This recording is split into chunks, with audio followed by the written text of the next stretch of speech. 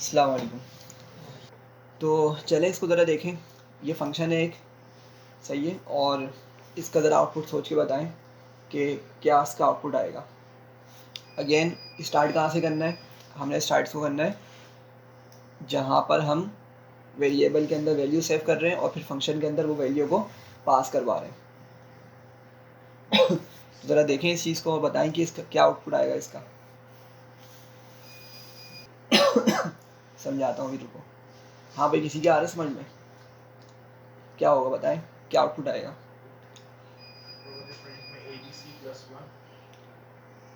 कहाँ पर? यहाँ पर लोकल वेरिएबल का जो प्रिंट आएगा वो ABC+1 यही बोल रहे ना, ये प्रिंट होगा पहले। जी ठीक है, और ABC आ गया, ABC+1 हो गया। ABC+1, अच्छा, और उसके बाद दानिश आ रहा है कुछ समझ में? पहले तो ABC प्रिंट होगा जो ABC प्रिंट होगा, ठीक है, उसके बाद नीचे 4 होगा, नीचे 4 हो जाएगा, और उसके बाद 3 होगा, फिर दोबारा 4 होगा। 3 और 4, ठीक है, करीब है, एग्जैक्टली सही नहीं है लेकिन करीब करीब है। आखिर में 3 होगा, 3 और 3। अच्छा देखें देखें, सिंपल सी चीज़ है। क्या करना है हमने x की वैल्यू कितनी असाइन करी? 3। हमने उस 3 को पास कर दिया जी फंक्शन के अंदर, सही है। अंदर x लिखा हुआ है ना, मतलब 3 पास कर रहा हूँ मैं, और ये 3 किसको मिलेगा फंक्शन के अंदर? x को मिलेगा, ठीक है। जी फंक्शन के अंदर जो x है, इसकी वैल्यू कितनी हो गई? 3 हो गई, सही है। लेकिन अब सोचें ज़रा कि जैसे ही कंपाइलर इस फंक्शन को एग्जीक्यूट करने जाएगा, इसको पता चलेगा इसके अंदर एक और फंक्शन बना हुआ है, एक और फंक्शन बना हुआ है यहाँ पर, सही है। तो क्या वो इसको खुद ब खुद एग्जीक्यूट कर देगा, या इसको जब एग्जीक्यूट करेगा जब ये फंक्शन कॉल होगा, जब ये कॉल होगा जब ही ये एग्जीक्यूट होगा ना, सही है। तो इसका मतलब क्या हुआ कि भाई कंपाइलर जब फंक्शन जी को, मतलब कंपाइलर को जब फंक्शन जी मिलेगा ना, तो वो इस चीज़ को एग्जीक्यूट नहीं करेगा, तो डायरेक्ट कहाँ आएगा? जंप मार के वो आ जाएगा सॉरी, वो आ जाएगा इस जगह पर, इस लाइन पर आएगा, ये समझ रहे हैं। और x की वैल्यू क्या है अभी इसके अंदर? 3 ना, 3 पास की थी हमने, तो इस वाले x की वैल्यू कितनी है? 3 है। तो यहाँ पे 3 को प्लस करेगा 1 के साथ, 4 हो जाएगा, और 4 किस में साइन कर देगा? x के अंदर। क्लियर है यहाँ तक? आगे बढ़ा, इसने उस x की वैल्यू को प्रिंट कर दिया, ठीक है। तो अभी आपके पास एक आउटपुट आ चुका है, और इसमें क्या होगा? 4 नंबर आ चुका है। अच्छा, आगे बढ़ा तो पता चला भाई फंक्शन h कॉल हो रहा है यहाँ पर, सही है। क्या हो रहा है? फंक्शन h कॉल हो रहा है। तो जब फंक्शन h कॉल होगा तो फिर कंपाइलर कहाँ चले जाएगा? वापसी इस जगह पर आएगा, और इस जगह आने के बाद अब वो अंदर वाली जो लाइन है इनको एग्जीक्यूट करेगा। तो यहाँ पर अंदर वाले फंक्शन के अंदर हमने x की वैल्यू को क्या रखा हुआ है? ABC, सही है। तो प्रिंट x करेगा तो क्या मिलेगा उसको? आंसर ABC देगा। तो पहली वैल्यू 4 आई थी, सेकंड वैल्यू क्या आई है? ABC इसने प्रिंट कर दी है। अच्छा, अब आपका h फंक्शन कंप्लीट हो गया, इन दो लाइंस को एग्जीक्यूट हो जाने के बाद आपका h वाला फंक्शन कंप्लीट हो गया, सही है। तो हमने बोला रिटर्न कर दो x को रिटर्न कर दो। अब ज़रा बताएं कि यहाँ पे x क्या रिटर्न होगा? क्या ये वाला 4 रिटर्न होगा? ये 4 हो गया था ना भाई, क्या ये 4 रिटर्न होगा या अंदर वाला ABC रिटर्न होगा?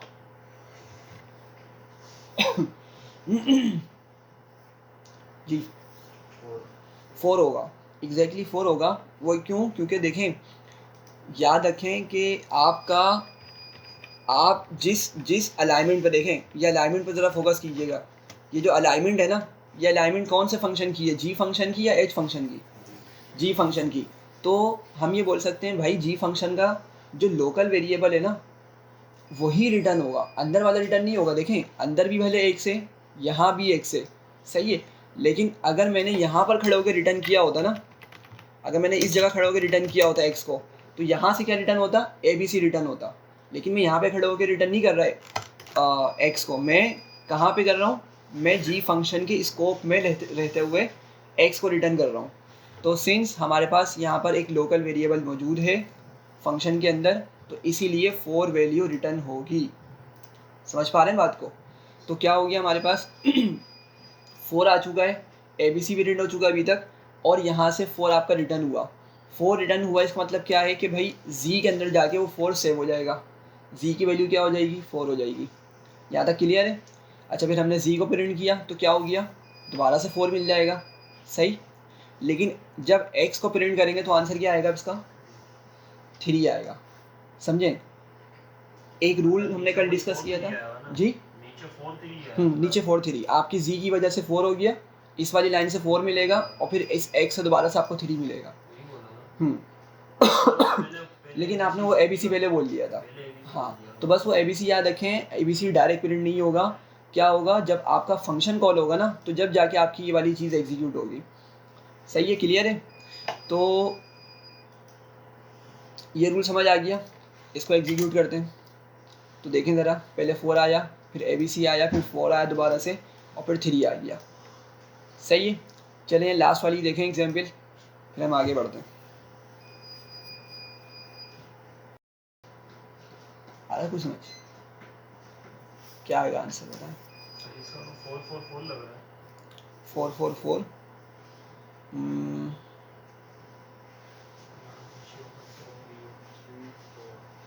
थोड़ा सा गौर करें। यहाँ पे गलती कर रहे हैं आप। 4 3 4 ये जो जगह है ना, इसको ज़रा गौर से देखें।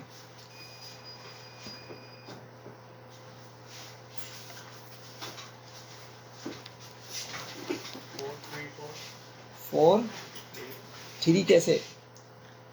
X की हाँ देखें, यहाँ पर आपने सही बताया कि भाई आपने 3 भेजा, आपने यहाँ से क्या भेजा? 3 भेजा अंदर। सही है? तो अभी ये वाली चीज़ तो एग्जीक्यूट नहीं होगी। सही है? तो x की वैल्यू, इस x की वैल्यू क्या मिली है इसको बाहर से? 3 3 + 1 कितना हो गया? 4 हो गया। 4 आपका x में सेव हो गया और आपने उसी को प्रिंट कर दिया। सही है बात? 4 आ गया। अब मुझे बताएं, आप यहाँ पे क्या भेज रहे हैं इस x के अंदर? 3 या 4? 4। देखिए बात समझें, 3 तो बाहर तक था ना। देखिए अगेन समझे बात, आपने यहाँ पर x को क्या समझा? x को क्या बना दिया? +1 करके 4 बना दिया ना, और ये लोकल वेरिएबल है। सही है? लोकल वेरिएबल की वैल्यू चेंज हो चुकी है। तो अगर आप दोबारा से ये x लिखेंगे ना यहाँ पर, तो अब ग्लोबल वाला वेरिएबल नहीं आ रहा। हमने क्या बात की थी? फंक्शन के अंदर ज़्यादा प्रायोरिटी किसको मिलती है? लोकल वेरिएबल को मिलती है। तो लोकल वेरिएबल आपका अभी क्या हो चुका है? उसकी वैल्यू क्या हो चुकी है? 4 ना। तो आप यहाँ पे एक्चुअली क्या भेज रहे हैं? फंक्शन h के अंदर 4 भेज रहे हैं। समझ रहे हैं इस बात को? तो अंदर h में जाकर x को क्या मिलेगा? x की वैल्यू क्या हो जाएगी? 4 हो जाएगी यहाँ पर, और फिर आगे जाके इंक्रीमेंट होगा। इंक्रीमेंट होने के बाद क्या हो जाएगी इसकी वैल्यू? 5। तो आपने यहाँ पे क्या प्रिंट किया? 5 को। ये क्लियर हो रही है भाई? हाँ भाई। हरमैन बाकी है पीछे, जैद भाई, अली, थोड़ी थोड़ी समझ आ रही है। जैद भाई क्लियर हो रही है? देखें जल्दी से इसको दोबारा समझ लें भाई। x वैल्यू कितनी है बाहर? 3 है। हमने उस 3 को उठा के भेजा फंक्शन g के अंदर। सही है? तो अभी ये वाला पार्ट आपका एग्जीक्यूट नहीं होगा। याद रखें, फंक्शन जब ही एग्जीक्यूट होता है जब उसको कॉल किया जाता है, मतलब जब ही वो काम करेगा जब उसको कॉल किया जाएगा। तो अभी तक मैंने कहीं फंक्शन एच को कॉल तो नहीं किया ना, जस्ट मैंने उसको डिफाइन कर दिया है। तो अभी आपका जब फंक्शन जी यहाँ पे कॉल हुआ ना, तो फंक्शन जी कॉल होने के बाद आपके पास ये वाली लाइन से एग्जीक्यूट होनी है। लेकिन पता चला कि भाई अंदर एक और फंक्शन डिफाइन हुआ है, तो पाइथन इसको रीड ही नहीं करेगा। पाइथन क्या करेगा? जंप मार के इसी लाइन से कहाँ पर आ जाएगा? यहाँ पर आ जाएगा, और यहाँ पे अपना ऑपरेशन परफॉर्म करेगा। 3 + 1 करेगा 4। 4 किस में सेव हो गया? x के अंदर, और हमने उस 4 को प्रिंट कर दिया। यहाँ तक सही है? अब x की वैल्यू क्या हो चुकी है भाई? 4। तो अगर हम यहाँ पे x लिखेंगे ना, तो एक्चुअली क्या हो रहा है? 4 जा रहा है हमारे फंक्शन के अंदर, 3 नहीं जा रहा। ग्लोबल स्कोप से नहीं जाएगा वेरिएबल, अब लोकल स्कोप से जाएगा। सही है? तो हमने 4 भेजा यहाँ पे, इस h वाले फंक्शन के अंदर x की वैल्यू कितनी हो गई? 4 हो गई। फिर हमने अगली लाइन पे जाके क्या बोला कि भाई क्या करो? 4 + 1 करो, और किस में सेव कर दो? एक अलग से लोकल वेरिएबल बना दो जो h फंक्शन के लिए होगा। सही है? तो इस x की वैल्यू क्या हो गई है भाई? 5। क्या होगा ये h की वैल्यू? 5, और हमने यहाँ पे 5 प्रिंट कर दिया। तो पहले 4 आया, फिर क्या मिला? 5 मिला। क्लियर है यहाँ तक? अच्छा अगेन बताएं कि भाई अब रिटर्न हो रहा है x, तो क्या रिटर्न होगा? 5 या 4? 4। क्यों? क्योंकि भाई आप रिटर्न करवा रहे हैं कहाँ पर, जी फंक्शन के स्कोप के अंदर रहते हुए रिटर्न करवा रहे हैं। अगर आपने यहाँ से वैल्यू रिटर्न करवाई भी होती, ठीक है, इस तरीके से, तो यहाँ से क्या होता रिटर्न 5 होता। सही है, यहाँ से क्या होता रिटर्न 5 होता। तो हमने यहाँ से तो रिटर्न नहीं करवाया हुआ, हमने यहाँ पे इसको रिटर्न करवाया हुआ, यहाँ से 4 रिटर्न हो रहा है। और ये 4 जब रिटर्न हो रहा है तो कहाँ पर सेव हो जाएगा ये अगेन जी में सेव हो जाएगा। तो जी की वैल्यू भी कितनी हो गई 4 हो गई। समझ रहे हैं बात को? तो अब यहाँ पर x प्रिंट किया, x की वैल्यू कितनी है 3, और फिर अगेन जी को प्रिंट किया तो क्या हो जाएगी उसकी वैल्यू, क्या प्रिंट होगी भाई 4। ठीक है, 4 प्रिंट होगी। क्यों? चूँकि हमने यहाँ से 4 को रिटर्न करवाया था। ठीक है, ज़रा आउटपुट देखें इसका 4 आ गया, 5 आया, फिर 3 आया और फिर 4 आ गया। थोड़ा समझ रहे हैं? तो ये कुछ इसके इम्पोर्टेंट कॉन्सेप्ट थे फंक्शन के अंदर ना, ग्लोबल स्कोप, लोकल स्कोप से रिलेटेड ये क्या होते हैं, किस तरीके से काम करते हैं। ठीक है, उम्मीद है कि आपको क्लियर हो गई, चीज़ें क्लियर हो गई होंगी। बस एक छोटी सी चीज़ और देखते हैं, फिर हम आगे मूव ऑन करते हैं। लेट से मैं एक फंक्शन बनाता हूँ।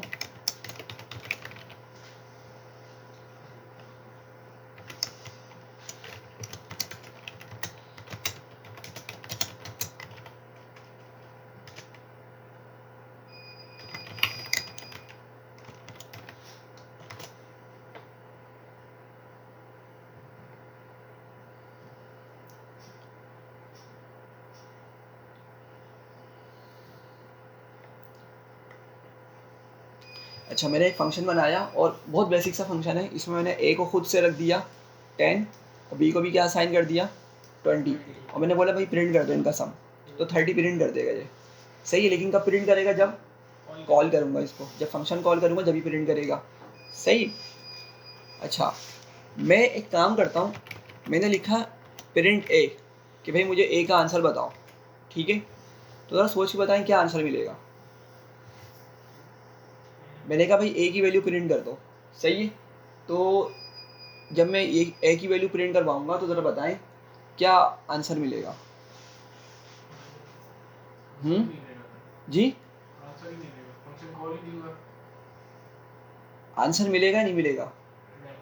नहीं मिलेगा, बिल्कुल। नेम है इज़ नॉट डिफाइंड। अब ऐसा क्यों हो रहा है? देखिए, मैंने तो वो a को बनाया है ना यहाँ पर। ठीक है, मैंने तो a को यहाँ पे सेव करवाया उसके अंदर 10, लेकिन मैं अगर a को एक्सेस कर रहा हूँ तो मुझे उसका आंसर नहीं दे रहा, बोल रहा है भाई a को पता ही नहीं है कि a क्या है उसको। सही है। अच्छा, कुछ लोग बोल रहे हैं कि यहाँ पे फंक्शन डिफाइन नहीं हुआ, फंक्शन कॉल नहीं हुआ, सॉरी, तो फंक्शन भी कॉल कर लेते। फंक्शन कॉल हो गया, उसने हमें आंसर भी दिखा दिया। ठीक है, तो अब मिलना चाहिए नहीं मिलना चाहिए? अभी भी नहीं मिलेगा। क्या बोल रहा है, a इज़ नॉट डिफाइंड, उसको a मिल ही नहीं रहा, हालांकि हमने डिफाइन किया। हाँ एग्जैक्टली, ये पॉइंट है यहाँ पे समझाने का। देखिए समझे, फंक्शन के अंदर अगर हम खुद से कोई वेरिएबल बना दें तो भाई वो फंक्शन का लोकल वेरिएबल है, फंक्शन का लोकल वेरिएबल है। हमने ऊपर यही डिस्कस किया था ना ऊपर। हालांकि देखें यहाँ पर हमने इंक्रीमेंट करवाया ना, सही है, लेकिन ये इंक्रीमेंट होने के बाद जो आपका फाइनल आंसर बनता था वो सिर्फ फंक्शन के अंदर तक का होता था। क्या इस x की मदद से हमारा ये वाला x ओवरराइड होता था? नहीं होता था ना। मतलब कहने का ये है कि अंदर आप जो भी काम कर रहे हैं वो सिर्फ उस अंदर की हद तक ही है, लोकल स्कोप की हद तक काम करेगा वो। समझ रहे हैं बात को? तो आपको ये a या b क्यों नहीं मिल रहा? क्योंकि भाई हमने इनको लोकल वेरिएबल बताया है। ठीक है, लोकल वेरिएबल आपके पास ग्लोबल स्कोप में एग्जिस्ट नहीं करते। ये पॉइंट क्लियर हो रहा है? सही है। लेट से आप बोलेंगे इसकी एप्लीकेशन क्या है? भाई आप एक फंक्शन बना रहे हैं रेडियस कैलकुलेट करने का। किसका? रेडियस कैलकुलेट करने का, सॉरी रेडियस नहीं, क्रॉस सेक्शनल एरिया कैलकुलेट करने का। सर्कल होता है ना, सर्कल का हमें क्रॉस सेक्शनल एरिया या हमने एरिया कैलकुलेट करना है। तो लेट से मैं उसका नाम देता हूँ कैलकुलेट एरिया, और मैं यहाँ पे सिर्फ रेडियस पैरामीटर रखता हूँ, कॉलम बनाता हूँ, अंदर आता हूँ। अच्छा, फॉर्मूला क्या होता है एरिया का? पाई आर स्क्वायर होता है, पाई आर स्क्वायर। अब देखें यहाँ पर पाई क्या है, एक फिक्स नंबर, एक कांस्टेंट है। तो मैं चाह रहा हूँ कि भाई मैं यूज़र से उसकी वैल्यू ना लूँ, क्योंकि एक कांस्टेंट है ना, कांस्टेंट है वो सबको पता है, ठीक है। तो यूज़र से उसकी वैल्यू लेना नहीं बनता। हाँ, अगर कोई रिक्वायरमेंट हो कि भाई कोई पाई की वैल्यू चेंज हो गई, जो कि नहीं हो सकती डेफिनेटली, तो फिर हम उसको पैरामीटर के तौर पे बना सकते हैं। तो मैंने क्या किया, मैं फंक्शन के अंदर गया, मैंने फंक्शन के अंदर इसकी वैल्यू खुद से डिफाइन कर दी। मैंने कहा ज़रूरत ही नहीं है यूज़र से लेने की इसकी वैल्यू। क्लियर हो रही है यहाँ पर बात? और मैंने यहाँ पे एरिया का एक वेरिएबल बनाया और इसमें मैंने वो वैल्यू लिख दी, पाई टाइम्स आर स्क्वायर, ठीक है, पाई आर स्क्वायर।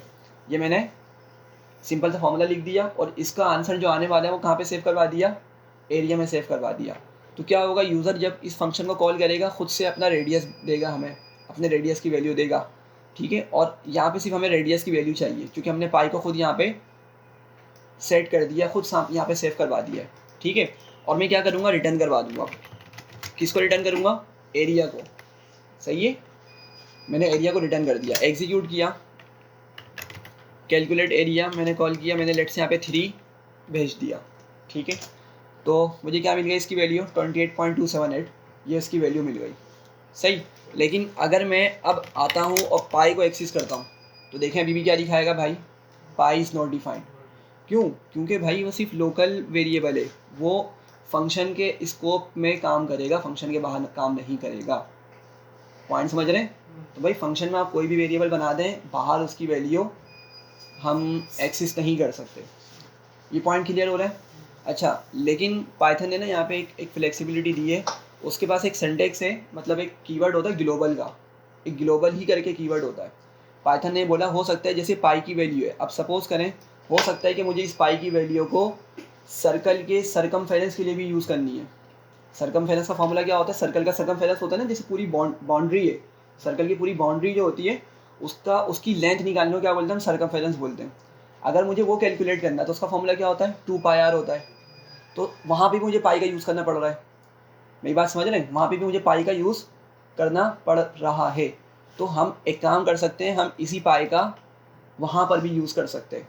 करना क्या होगा हमें, हम ना फंक्शन के फ़ौरन बाद लिख देंगे, ग्लोबल कीवर्ड है हमारा, ग्लोबल लिखेंगे और पाई लिख देंगे। यहाँ पे ग्लोबल और पाई लिख दिया कि भाई क्या करो, पाई को, ये जो मैं नीचे इसको वेरिएबल बना रहा हूँ ना, लोकल वेरिएबल जो बना रहा हूँ, इसको तुम क्या बना दो, ग्लोबल बना दो। मतलब अब इसकी वैल्यू बाहर भी एक्सिस होने दो। समझ रहे हैं बात को? एग्जीक्यूट किया मैंने, सही है यहाँ तक। अगर अभी मैं पाई को एक्सिस करता हूँ तो अभी मुझे आंसर मिलेगा जी, मिलेगा नहीं मिलेगा?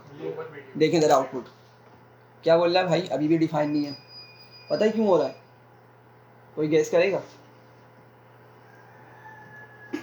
देखें, फंक्शन मैंने कॉल नहीं किया, फंक्शन कॉल नहीं किया, फंक्शन कॉल करूँगा तो वो क्या करेगा, पाइथन इस इन लाइंस को एग्जीक्यूट करेगा। जब ये एग्जीक्यूट करेगा, देखें मैंने इस सेल को एग्जीक्यूट तो कर दिया है, समझे बात को, इस सेल को एग्जीक्यूट कर दिया है, लेकिन हमारा वही वाला पॉइंट कि भाई फंक्शन बनाने के बाद वो सिर्फ मेमोरी के अंदर जाके क्या हो जाता है, मतलब बन जाता है, लेकिन अभी तक उसकी वेरिएबल्स जो सारी वैल्यूज़ हैं वो अभी तक इनिशियलाइज नहीं हुई होती, सही है। तो जब कॉल करते हैं, जब जाके एक्चुअल वाला काम स्टार्ट होता है। तो अभी आप लोगों ने देखा कि पाई को अभी भी एक्सेस नहीं करने देना, मना कर रहा है कि वो अभी तक डिफाइन नहीं है। तो मैं यहाँ पे इस फंक्शन को एक मरतबा कॉल करता हूँ किसी भी वैल्यू के साथ, फंक्शन कॉल किया, अब पाई जो है ना, अब क्या बन चुका है, वो ग्लोबल वेरिएबल बन चुका है। अब की मरतबा जब मैं आगे पाई को एक्सेस करूँगा तो अब मुझे वो वैल्यू उसकी दिखा रहा है। क्लियर हो रही है बात?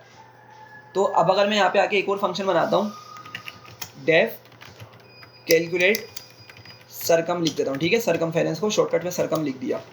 यहाँ पे भी क्या चाहिए मुझे, आर चाहिए, सही है। और हमें मालूम है कि भाई पाई की वैल्यू हमारे पास एक्सिस हो सकती है ना, भले ही वो फंक्शन के अंदर बना हुआ है वो वाला आपका वेरिएबल, लेकिन हमने उसको क्या बना दिया, ग्लोबल बना दिया है। तो अगर मैं डायरेक्ट यहाँ पे ये लिखता हूँ 2 टाइम्स पाई टाइम्स आर, मुझे यहाँ पर पाई को दोबारा से डिफाइन करने की ज़रूरत नहीं होगी। क्यों? क्योंकि इस पाई के अंदर मुझे वैल्यू अब मिल रही है या नहीं मिल रही, मिल रही है, ठीक है। भले देखें समझे, जब मैं उस पाई की वैल्यू को ग्लोबल स्कोप में एक्सेस कर सकता हूँ ना, जब मैं उस पाई की वैल्यू को, ये आपका ग्लोबल स्कोप है ना, फंक्शन के बाहर हमने बात की थी क्या होती है, फंक्शन के बाहर वाला जो एरिया होता है उसको हम क्या बोलते हैं, ग्लोबल स्कोप बोलते हैं, ठीक है। तो जब मैं इस ग्लोबल स्कोप में इस पाई को एक्सेस कर सकता हूँ तो डेफिनेटली इसको कहीं दूसरे फंक्शन के अंदर भी इसको मैं एक्सेस कर सकता हूँ, ठीक है। तो जस्ट मैं आके अगर इसको रिटर्न करूँ, एग्जीक्यूट करूँ, इसको कॉल करता हूँ फंक्शन,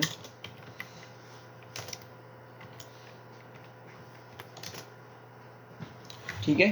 तो क्या किया इसने, उस पाई की वैल्यू पर हमें एरर नहीं दिखाया, क्यों, क्योंकि उसको पता है भाई कि पाइथन ने इस पाई वाले वेरिएबल को ग्लोबल बना दिया है।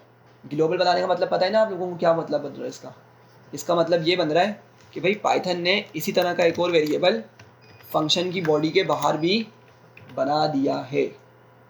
हमने यही बात की थी ना कि फंक्शन के बाहर जो चीज़ लिखी जाती है वो ग्लोबल होती है आपकी, सही है। तो हमने पाइथन को यहाँ बता दिया कि भाई ये भले मैं अंदर यूज़ कर रहा हूँ लेकिन तुम क्या करो, पाई को एक ग्लोबल वेरिएबल भी बना दो, फंक्शन के बाहर भी बना दो इसको, सही है। तो इसकी वजह से क्या हुआ, हमारे पास इस तरह का एक वेरिएबल बन गया फंक्शन के बाहर, और जिसको हम क्या कर सकते हैं, हर जगह अब फंक्शन के अंदर यूज़ कर सकते हैं। रिटर्न करना लाजमी है। रिटर्न करना, देखें हमने बात की थी, अगर आपने अपने आंसर को किसी वेरिएबल में सेव करना है तो रिटर्न यूज़ करना पड़ता है, रिटर्न कीवर्ड का यूज़ करना पड़ता है। अगर आपने यहाँ पे प्रिंट लिखा होता, अगर आपने यहाँ प्रिंट लिखा होता, ठीक है, तो मसला ये होता कि आपका ये अभी आपको आंसर तो डिस्प्ले कर देगा, लेकिन लेट से आपने ये जो आंसर आ रहा है ना 25.136, इसको किसी वेरिएबल में सेव करना है, लेट से ए बोल देते हैं या सी बोल देते हैं, सी के अंदर आपने इसको सेव करना है, ठीक है। तो एग्जीक्यूट हुआ और ये आपको डायरेक्ट आंसर दिखा रहा है, लेकिन अगर मैं सी की वैल्यू प्रिंट करूँगा ना तो देखें क्या बता रहा है, ये नन बता रहा है। ये मतलब आपका प्रिंट फंक्शन ना सिर्फ आंसर शो करने के लिए यूज़ तो हो सकता है, लेकिन उस आंसर को अगर किसी वेरिएबल में सेव करना है तो आपको रिटर्न कीवर्ड का यूज़ करना पड़ेगा, समझ रहे बात को। तो अगर मैंने इसकी जगह वही रिटर्न वाला सिंटेक्स लिखा होता,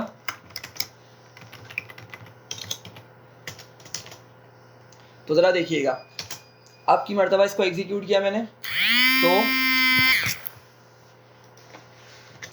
एग्जीक्यूट होने के बाद सी के अंदर मैंने इसको कॉल किया, मतलब सी में क्या कहा कि भाई सेव कर दो, सी इक्वल्स टू फंक्शन नेम और कोई नंबर भेज दिया। तो क्या हुआ, जो आंसर आ रहा था वो किस में सेव हो गया, मेरे पास जाके सी में सेव हो गया, और जब मैंने सी को प्रिंट किया तो मुझे उसकी वैल्यू मिल गई, सही है। तो ये रिटर्न का पर्पज़ है।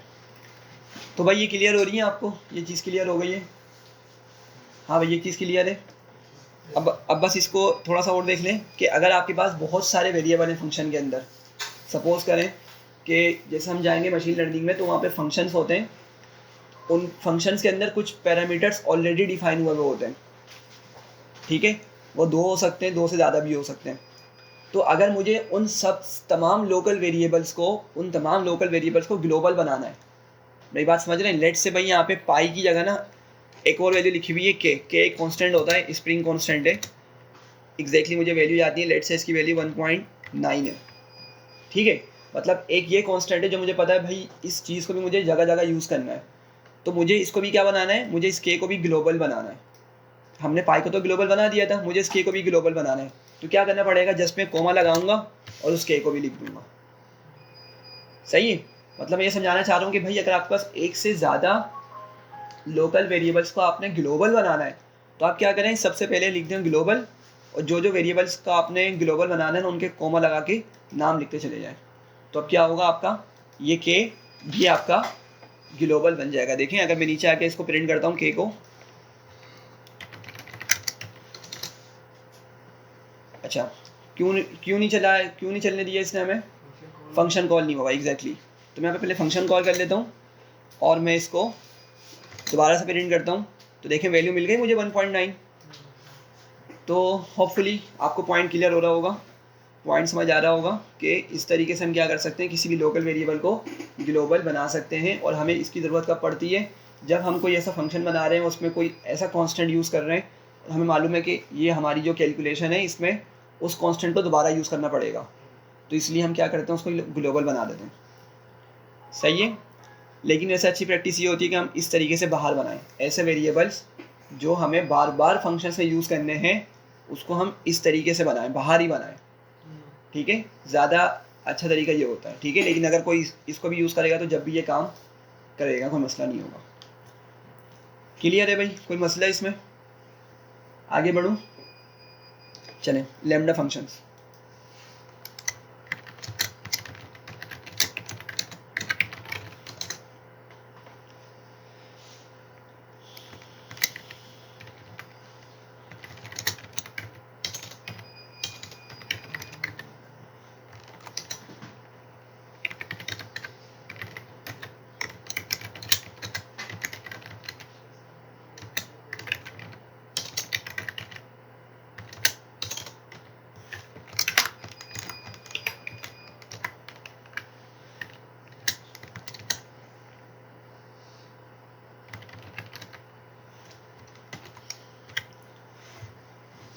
चलें तो सबसे पहले बात करते हैं कि भाई लैम्डा फंक्शंस होते क्या हैं।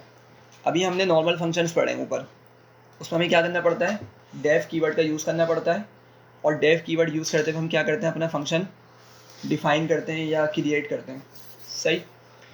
एक दूसरा तरह का फंक्शन होता है पाइथन के अंदर, उसको लैम्डा फंक्शंस बोलते हैं, ठीक है, लैम्डा फंक्शंस। तो क्या होते हैं, किसी के माइंड में है तो ये भी फंक्शंस, लेकिन क्या होते हैं, क्यों मतलब एक अलग टाइप बनाई गई है, क्या फ़ायदा है इसका, चलें देखें, कोई मसला नहीं। लैम्डा फंक्शंस ना हमारे पास वन लाइन फंक्शन होते हैं। लैम्डा फंक्शंस क्या होते हैं, वन लाइन फंक्शन होते हैं, या आप इसको बोल सकते हैं कि आपके ये शॉर्ट फंक्शंस होते हैं, छोटे फंक्शंस होते हैं।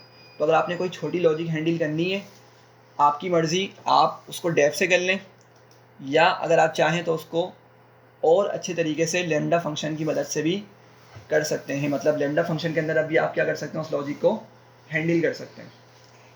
क्लियर हो रही है बात? तो आपके वन लाइन फंक्शन होते हैं या इन अदर वर्ड्स कि आपके पास कोई छोटी मोटी लॉजिक हो, उसको हैंडल करने के लिए हम लैम्डा फंक्शंस का यूज़ कर लेते हैं, सही है।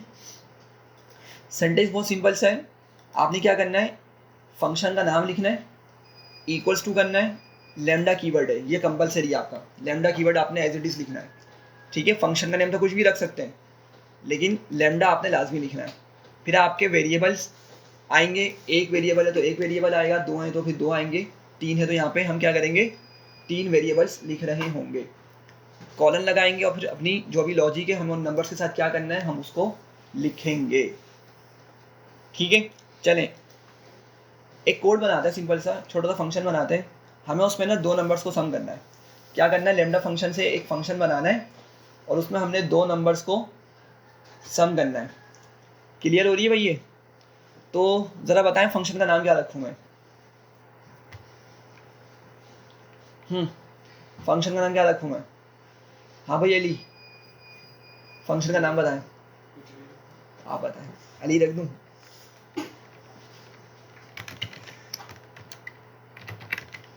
मैक टोटल रख दिया मैंने, ठीक है। ये फंक्शन का नाम हो गया, ये कुछ भी हो सकता है, इक्वल्स टू करके अब हमने क्या लिखना है भाई, लैम्डा लिखना है, तो मैंने यहाँ पे लिखा लैम्डा, सही है। अच्छा अब क्वेश्चन ज़रा समझे दोबारा, मैंने क्या कहा, मैंने फंक्शन बनाना है जिसमें कितने नंबर्स को सम करना है भाई, दो, सिंपल, दो नंबर को सम करना है। तो आप लोग मुझे बताएं कि मुझे यूज़र से कितने नंबर्स चाहिए होंगे, दो चाहिए होंगे, मतलब मुझे एटलीस्ट दो वेरिएबल ही बनाने पड़ेंगे। मैं यूज़र से जब नंबर को इनपुट लूँगा तो मैं उनको सेव तो करूँगा ना मैं, तो मैं उसके लिए मुझे दो वेरिएबल्स ही बनाने पड़ेंगे, समझ रहे हैं।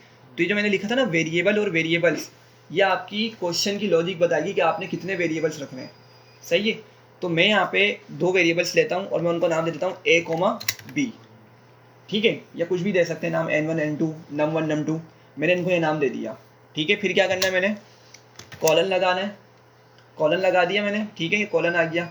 उस पर मैंने क्या करना है, लॉजिक लिखनी है कि भाई मैंने इन दो नंबर के साथ करना क्या है, इनको मल्टीप्लाई करना है, प्लस करना है, डिवाइड करना है, क्या करना है, क्या करना है भाई, प्लस करना है। तो जस्ट मैं लिख दूँ इसको a प्लस b, बस ये हमारा फंक्शन बन गया, ठीक है। ये फंक्शन हमारा कंप्लीट हो चुका है, एग्जीक्यूट करते हैं इसको, ठीक है। अब अगर मैं मैक टोटल को कॉल करता हूँ, फंक्शन का नाम क्या है भाई मेरे, मेक टोटल। फंक्शन मैंने यहाँ पे लिखा मेक टोटल, और फंक्शन यूज़ कर रहे हैं तो हमें ये ब्रैकेट्स लाजमी बनाने पड़ते हैं, ठीक है। अब ज़रा देखें, मैंने जैसे ही ब्रैकेट बनाया तो क्या बोल रहा है भाई, एक तो इसको ए चाहिए, दूसरा क्या चाहिए इसको, बी चाहिए, सही है। तो यहाँ पर लेट से हमने दे दिया 5,7, सही है। एग्जीक्यूट किया, आंसर आ गया 12। समझ रहे हैं बात को, यही चीज़ हमने ऊपर भी की थी। कहाँ गई, ये रही, सही है। हम वैसे ये सही तरीका नहीं है, हमने देखा था कि हम पैरामीटर्स लेते हैं, यहाँ पे क्या करते हैं, पैरामीटर्स का यूज़ करते हैं, ठीक है। और क्या करते हैं, उन पैरामीटर्स को रिटर्न करवा दें, सही है। लेकिन पॉइंट समझ आ रहा होगा कि भाई वो जो हमने कम से कम 2 लाइन का हमारा कोड था, वो 2 लाइन से श्रिंक होकर एक ही लाइन में आ गया और सिंपल भी हो गया। सिर्फ लैम्डा लिखा आपने, वेरिएबल्स लिखे और कॉलन करके अपनी लॉजिक लिख दी। हाँ भाई समझ आ रही है, सिंपल सी है। चले एक फंक्शन बनाते हैं एक और, उसमें हम यूज़र के दिए हुए नंबर का स्क्वायर करेंगे। क्या करेंगे, एक फंक्शन बना रहे हैं जिसमें यूज़र जो नंबर देगा हम उसका स्क्वायर करेंगे, सिंपल, ठीक है। तो ज़रा बताएं भाई क्या नाम रखूं, एस क्यू रख दूँ, स्क्वायर, ठीक है। एस क्यू, ये चले स्क्वायर ही लिख दिया मैंने। इक्वल्स टू क्या लिखना होगा मुझे, लैम्डा, लैम्डा आ गया। और अब सोचें, अब आपने वेरिएबल डिसाइड करना है कि आपको कितने वेरिएबल्स लिखने हैं। तो आप मुझे सोच के बताएं, फंक्शन क्वेश्चन क्या था कि मुझे यूज़र से कितने नंबर्स लेने हैं, नहीं, एक ही लेना है। देखें एक नंबर लेना है और उसका स्क्वायर करना है। स्क्वायर तो फिक्स है ना हमारा, स्क्वायर फिक्स है, मतलब वो 2 पावर तो फिक्स है। तो मुझे यूज़र से बस एक नंबर चाहिए होगा, समझ रहे हैं बात को। तो कितना वेरिएबल बनेगा, एक वेरिएबल बनेगा बस आपका। तो मैंने यहाँ उसको नाम दे दिया n, ठीक है। बस कॉलन लगाया, आगे गया, ठीक है। अच्छा ये स्पेस आपकी मर्जी दें या ना दें, आपकी मर्जी है। n डबल स्टेरिस्क 2, बस ये फंक्शन बन गया हमारा, क्लियर है। आगे बढ़ें। अब मैं स्क्वायर फंक्शन को कॉल करता हूँ और लेट से मैं यहाँ पे 6 इसको देता हूँ, ठीक है। तो ज़रा देखें इसने क्या कर दिया, हमें उसका स्क्वायर दे दिया, क्लियर हो रही है बात। अच्छा अभी आप बताएं, एक छोटी सी प्रैक्टिस कर लें इसकी, कि मैंने यही फंक्शन बनाना है नॉर्मल वाले तरीके से, डेफ वाले तरीके से। तो क्या लिखना होगा, डेफ लिखूंगा सबसे पहले, फंक्शन का नाम एस क्यू बोल देता हूँ मैं, ठीक है। ब्रैकेट्स बनाएं और अगेन क्वेश्चन की लॉजिक समझे। क्वेश्चन क्या बोल रहा है कि हमारे यूज़र से कितने नंबर इनपुट लेने होंगे, एक ना।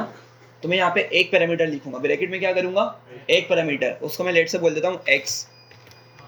कॉलन बनाया, ठीक है, आगे चला गया।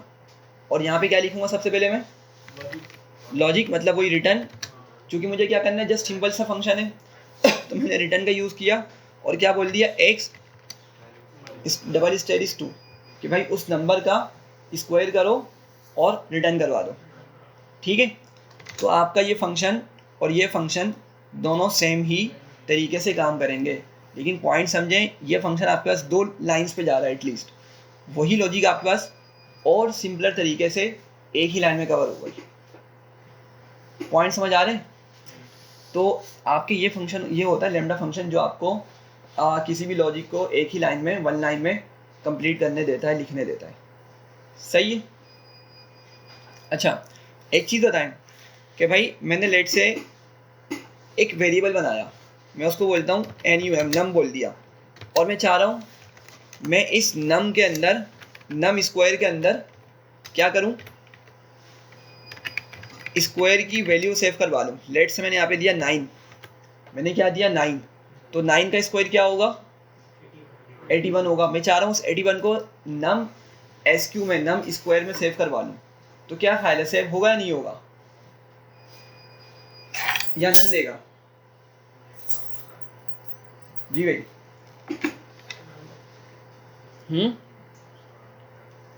क्वेश्चन समझे तो सुने दोबारा।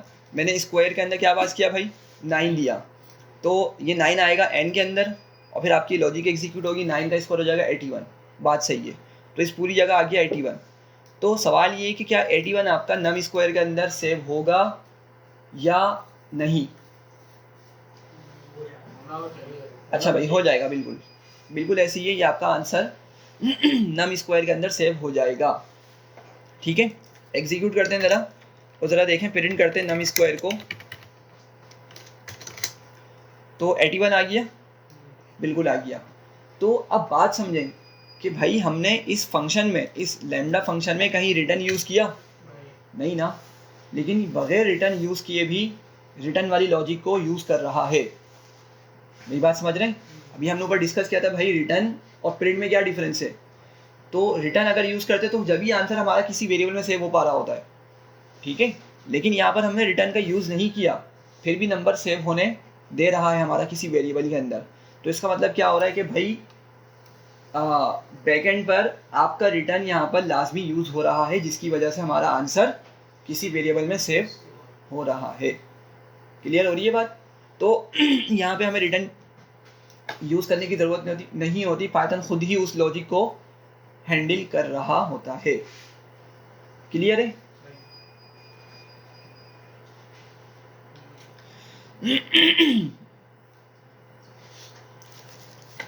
चले भाई, अब एक और क्वेश्चन करते हैं।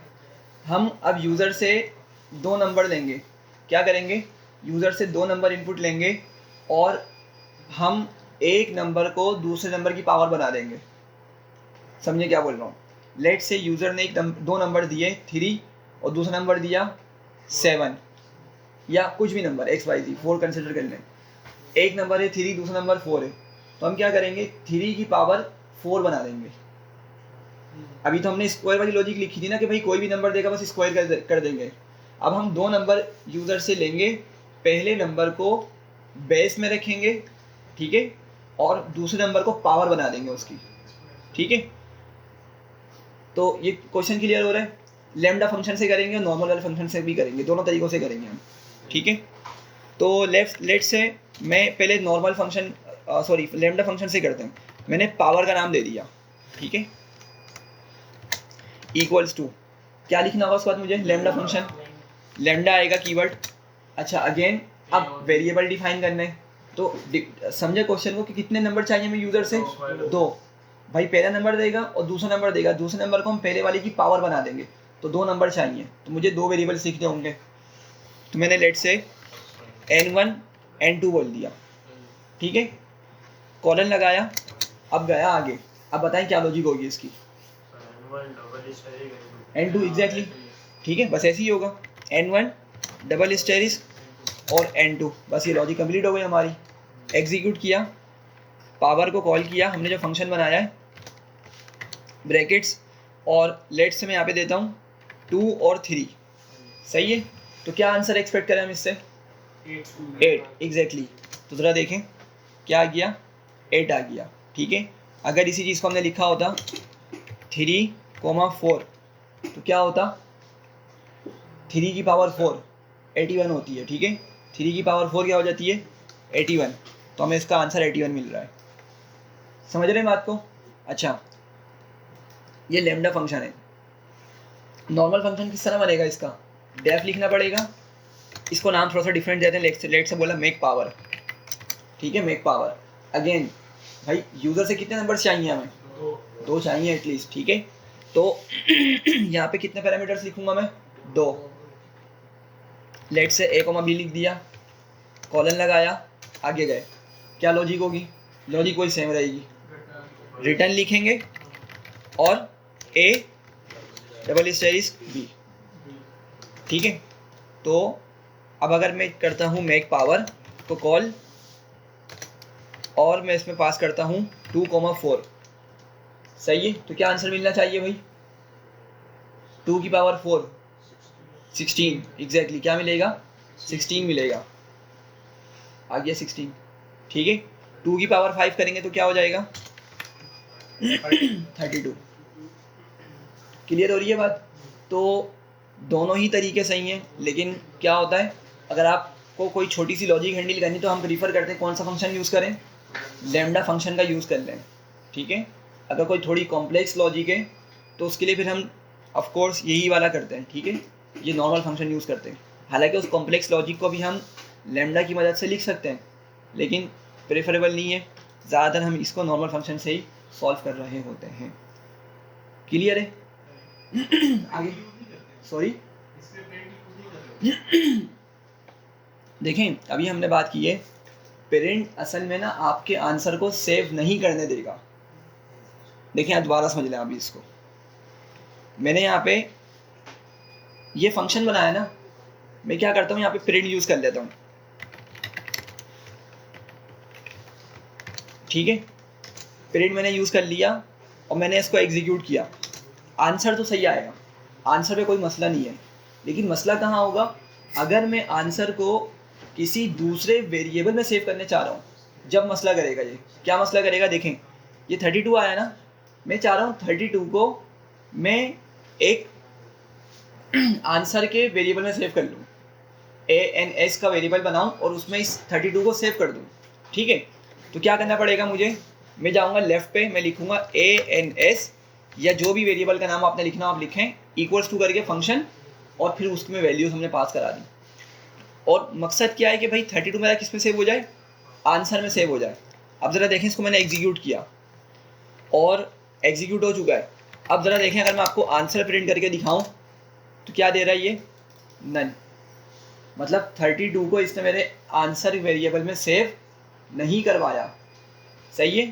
तो इस फंक्शनैलिटी को, इस चीज़ को अचीव करने के लिए हम क्या करते हैं, प्रिंट के बजाय क्या यूज़ करते हैं, रिटर्न का यूज़ करते हैं, ठीक है। मैंने क्या किया, प्रिंट हटा के रिटर्न लिख दिया, रिटर्न यूज़ किया, फिर दोबारा इसको एग्जीक्यूट किया, और अब की मरतबा जब मैं आंसर को प्रिंट करूँगा तो उसमें 32 जाकर सेव हो गया।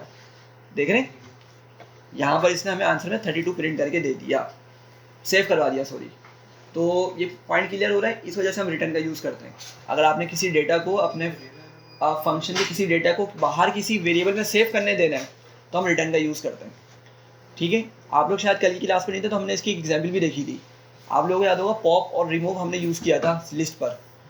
तो पॉप क्या करता था, अगर थोड़ा सा रिकॉल करें, जो डेटा डिलीट होता था ना, वो हमें दूसरे वेरिएबल में सेव करने देता था, ठीक है। ऊपर एग्जाम्पल होगी, मैं दिखा देता हूँ, इसको देख लें ज़रा जल्दी।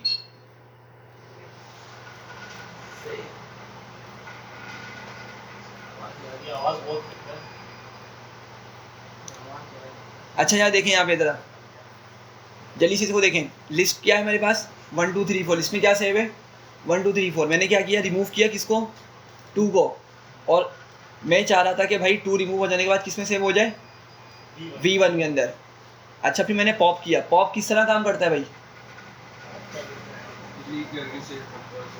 लेकिन किस हाँ, इंडेक्सिंग पे काम करता है। मतलब इंडेक्स देंगे तो वो उस इंडेक्स पे जाएगा और डेटा को डिलीट करेगा। तो मैंने बोला भाई 0 को 0 इंडेक्स पे जाओ और जो भी तुम्हें मिले उसको क्या कर दो, डिलीट कर दो, उसको पॉप कर दो, ठीक है। तो किसको रिमूव करेगा यहाँ से, 1 को, और मैं चाह रहा हूँ 1 कहाँ पे सेव हो जाए, V2 के अंदर, सही है। चलें ज़रा एग्जीक्यूट करते हैं इसको। एग्जीक्यूट किया, अब मैं V1 को प्रिंट कर रहा हूँ तो क्या दिखा रहा है, नन। मतलब आंसर को सेव नहीं करने दे रहा। हालांकि इसने 2 को रिमूव कर दिया, हमारे पास 2 को इसने रिमूव कर दिया लिस्ट से हमारी, लेकिन उसने उसको V1 के अंदर सेव नहीं होने दिया। लेकिन यही काम पॉप ने किया। पॉप ने भी क्या किया, 0 इंडेक्स पे जाकर 1 को रिमूव तो कर दिया, पॉप कर दिया, लेकिन उसने V2 के अंदर उसका आंसर सेव कर दिया। ज़रा देखें, एग्जीक्यूट किया तो 1 मिल रहा है हमें, सही है। तो थोड़ा सा मैच करें। अब हमारे वाले कॉन्सेप्ट है कि भाई रिटर्न का यूज़ हो रहा है किस फंक्शन के अंदर, किस मेथड के अंदर, पॉप के अंदर, जब भी हमारा आंसर किसी दूसरे वेरिएबल में सेव हो पा रहा है। और अगर मैं आपको लिस्ट दिखाऊं तो ज़रा देखें, इसमें सिर्फ 3 और 4 रह गया है, 1 और 2 आपके पास यहाँ से रिमूव हो चुके हैं, सही है भाई। तो पॉइंट क्लियर हो रहा है, आगे बढ़ते हैं।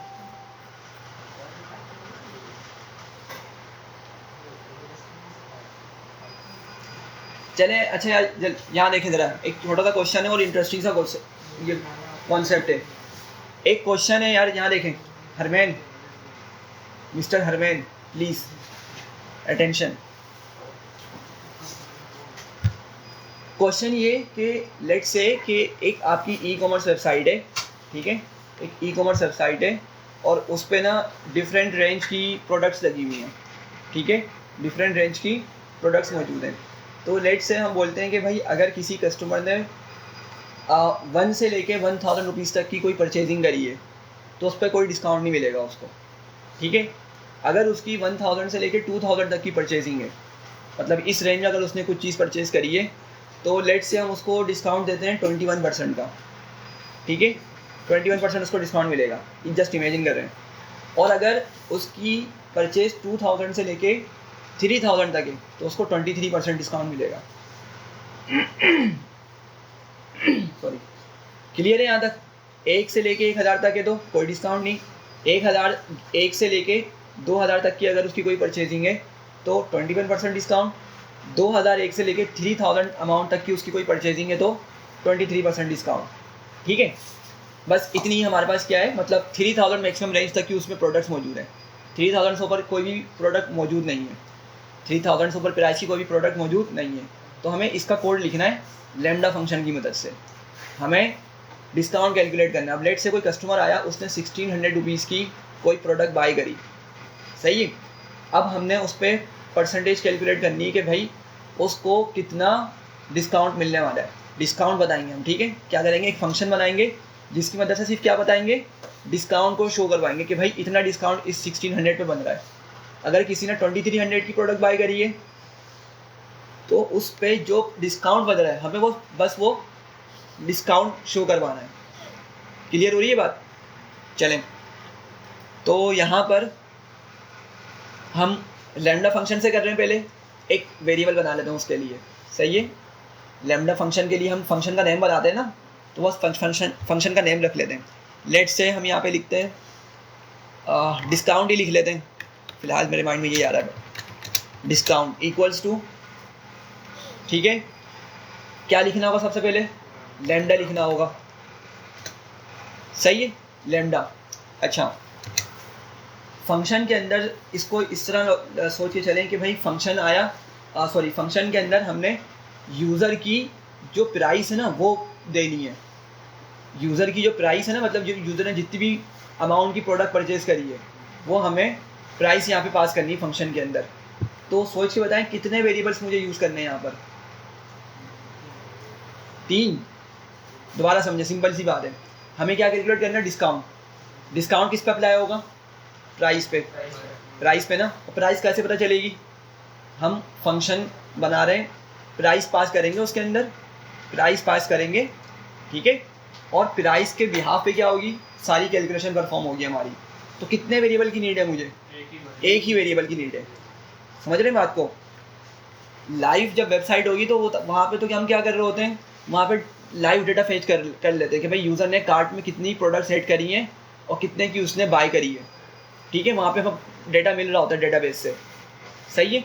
लेकिन अभी हमारा फंक्शन सिंपल, चूँकि कोई डेटाबेस से कनेक्टेड नहीं है, तो हम क्या करेंगे, खुद से यहाँ पर वो वाला पैरामीटर पास करेंगे जिस पे हमारी फर्दर कैलकुलेशन होगी। तो वो क्या चीज़ है, वो क्या चीज़ है जिस पे कैलकुलेशन होगी हमारी, प्राइस है, ठीक है। तो मैं यहाँ पे क्या करता हूँ, प्राइस करके एक वेरिएबल बना लेता हूँ। एक ही वेरिएबल बनेगा ना भाई, ये बना लिया मैंने, कॉलन, आगे बढ़े, सही है। अच्छा, अब अभी जो चीज़ हम डिस्कस करने लगे हैं ना, इसको हमने पहले भी डिस्कस किया था, आई थिंक लिस्ट कॉम्प्रीहेंशन में डिस्कस किया था हमने, सही है। तो आपका एक रिकेप हो जाएगा जल्दी से। सबसे पहले यहाँ पे समझें भाई, इतनी सारी कंडीशन है, 3 कंडीशन है हमारे पास। 1 से 1000 की रेंज में नो डिस्काउंट, 1001 से लेके 1001 से लेके 2000 तक की रेंज में 21% का डिस्काउंट, और 2001 से लेके 3000 तक की रेंज में कितने का डिस्काउंट, 23% का डिस्काउंट। तो 3 कंडीशन हमारे पास है तकरीबन, ठीक है। तो मुझे क्या करना पड़ेगा, कंडीशनल स्टेटमेंट यूज़ करनी पड़ेंगी मुझे, उसके बगैर तो काम नहीं हो सकता ना, मुझे वो यूज़ करनी पड़ेंगी। तो ज़रा सोच के बताएं, सबसे पहले कंडीशन कौन सी यूज़ होती है हमारे पास, एलिफ की या एल्स की, इफ़ की। मल्टीपल इफ मतलब पहली वाली कंडीशन आपकी इफ़ ही होती है, सही है, कभी एलिफ या एल्स नहीं होती। तो मैंने क्या लिखा, इफ़ प्राइस, क्या लिखूँ, सबसे पहली कंडीशन हैंडल कर रहा हूँ मैं 1 से लेके 1000 तक की, ठीक है। मैं लिखता हूँ यहाँ पे, if price greater than equals to 1, किससे बड़ी हो, 1 से बड़ी हो, और किससे छोटी होनी चाहिए, 1000 से छोटी या 1000 तक की प्राइस हो। तो मैं लिखता हूँ यहाँ पे एंड, दूसरी कंडीशन ये है ना भाई, and price less than equals to 1000, कि भाई अगर प्राइस आपके पास क्या हो, 1 या 1 से बड़ी हो, 1000 तक या 1000 से छोटी हो, ये समझ रहे? तो हमें क्या करना है, हमें कोई डिस्काउंट नहीं देना, ये बात समझ रहे मेरी? तो इस कंडीशन के ट्रू होने पर हम जो काम करवाते हैं उसको कहाँ लिखते हैं? किसी के माइंड में आ रहा है? ये कंडीशन लेट से यूज़र ने 600 इंटर करी, 500 इंटर करी, तो हमें उसको कोई डिस्काउंट नहीं देना, तो मुझे ज़ीरो दिखाना है, मुझे मतलब डिस्काउंट की वैल्यू क्या देनी है? ज़ीरो देनी है। तो मैं ज़ीरो को कहाँ लिखूँगा? इफ से पहले। Exactly, nice. तो क्या करूँगा भाई, मैं इफ से पहले आ जाऊँगा यहाँ पर और यहाँ पे ज़ीरो लिख दूँगा। याद आ रहा है थोड़ा कि भाई अगर आपकी इफ कंडीशन ट्रू होती है ना, तो उसको ट्रू होने पे जो हमें आउटपुट में आंसर दिखाना होता है, भिजवाना होता है, उसको हम इफ से पहले लिखेंगे। क्लियर है?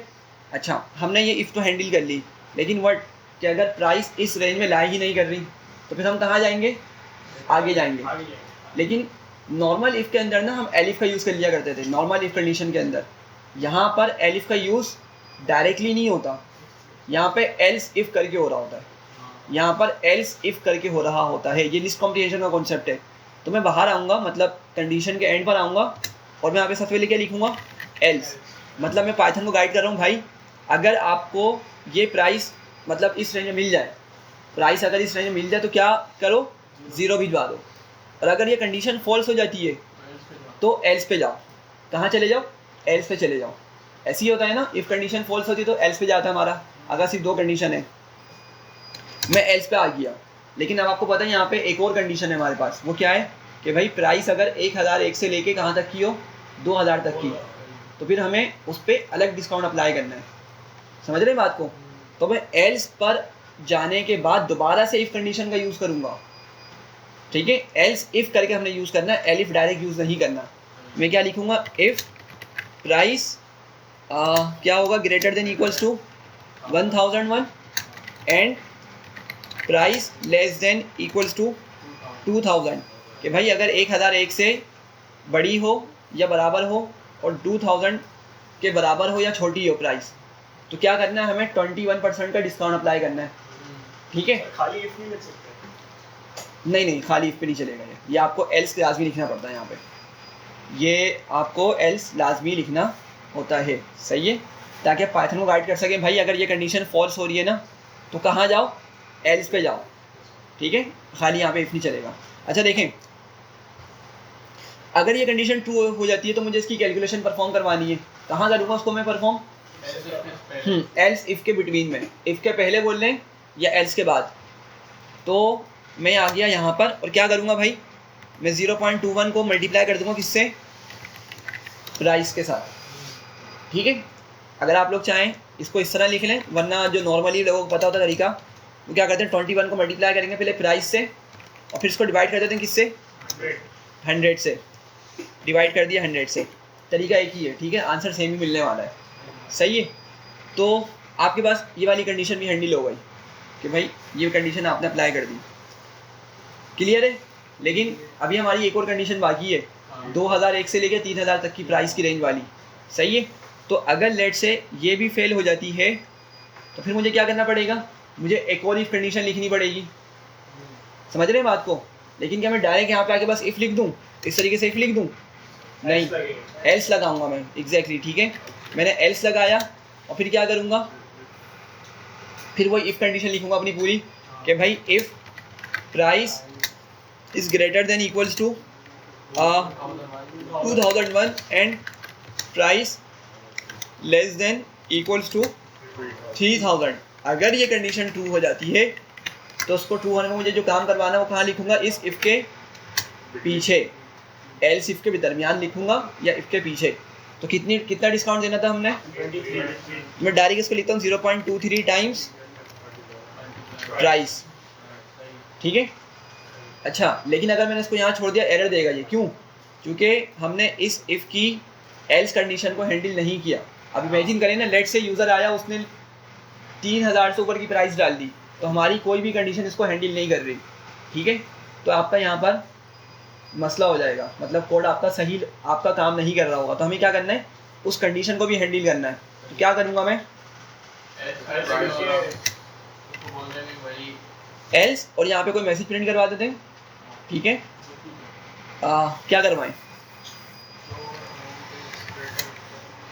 नो डिस्काउंट या जो भी आपने मैसेज लिखना कस्टम करके हम उसको मैसेज लिखवा देंगे। क्लियर है यहाँ तक? तो हमारा ये थोड़ा सा थोड़ी सी लेंदी लॉजिक है, ठीक है। और इस तरह की लॉजिक्स के लिए हम यूजुअली लैम्डा फंक्शंस यूज़ नहीं करते, नॉर्मल फंक्शन का यूज़ करते हैं। लेकिन अगर करना चाहें लैम्डा फंक्शन फिर भी यूज़ कर सकते हैं। आपको पता ये सब पे काम करेगा, लिस्ट वगैरह मतलब ये फंक्शन। हाँ सब पे काम करेगा ये। अभी उस पर चल रहे हैं हम। 3 फंक्शंस हैं हमने डिस्कस करने हैं, मैप, फिल्टर और रिड्यूस। ये बहुत इंपॉर्टेंट फंक्शन है, ठीक है भाई। एग्जीक्यूट हो गया। अब लेट से डिस्काउंट हमने पास किया, हमने कहा भाई डिस्काउंट बताओ कितनी प्राइस पे, लेट से 2900 पे, ठीक है। एग्जीक्यूट किया तो कितना डिस्काउंट दिखा रहा है भाई ये 667, ठीक है। 667 रुपीज़ का डिस्काउंट दिखा रहा है। तो 2900 पर इतनी अमाउंट क्या होगी, ऑफ होगी, डिस्काउंट मिलेगा उसको। समझ रहे हैं, इसमें डिस्काउंट मिल रहा है हमें। ये फाइनल जो उसने प्राइस देनी है वो नहीं बता रहा, मतलब कस्टमर ने ये प्राइस नहीं देनी, कस्टमर को इतना डिस्काउंट मिलेगा। ये क्लियर रखिएगा बात को, सही है।